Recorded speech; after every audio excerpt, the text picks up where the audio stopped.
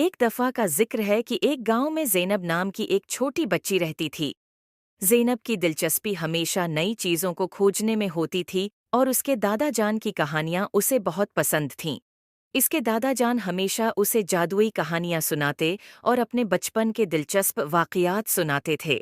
ایک دن زینب اپنے دادا جان کے پرانے کمرے میں کھیل رہی تھی۔ اس نے ایک پرانی لکڑی کی الماری دیکھی جس میں ایک چھوٹا سا صندوق رکھا تھا۔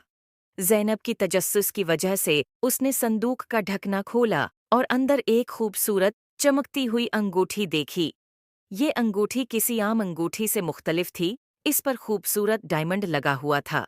زینب نے انگوٹھی کو اٹھا کر اپنے دادا جان کے پاس لے گئی اور ان سے پوچھا، دادا جان، یہ کیا ہے؟ دادا جان نے انگوٹھی دیکھ کر مسکرایا اور کہا، یہ جادوئی انگوٹھی ہے۔ یہ انگوٹھی ہمارے خاندان کی حفاظت کے لیے ہے۔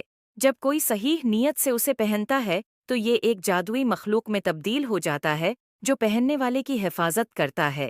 زینب نے حیرت سے پوچھا، کیا میں اسے پہن سکتی ہوں؟ دادا جان نے نرمی سے کہا، ہاں، لیکن یاد رکھو، یہ انگوٹھی صرف صحیح نیت اور دل کی پاکیزگی کے ساتھ ہی اپنا جادو دکھاتی ہے۔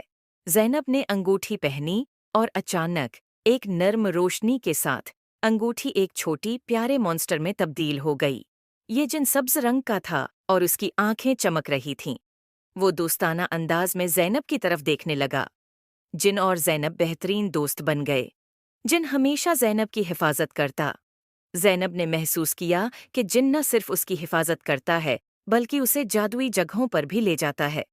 ایک دن جب زینب جنگل میں کھیل رہی تھی تو اس نے دیکھا کہ ایک درخت کے نیچے ایک ننھی سی بلی پھنس گئی ہے۔ زینب نے جن کو بلی کی مدد کے لیے کہا۔ جن نے اپنی جادوئی طاقتوں کا استعمال کیا اور بلی کو بچا لیا۔ زینب نے دیکھا کہ جن صرف ایک مونسٹر نہیں بلکہ ایک سچا دوست اور محافظ ہے۔ یہ کہانی ہمیں یہ سکھاتی ہے کہ ہم جان سکیں کہ سچی دوستی اور نیک نیتی اور دل کی پاکیزگی کی کتنی اہمیت ہے۔ امید ہے آپ کو سٹوری پسند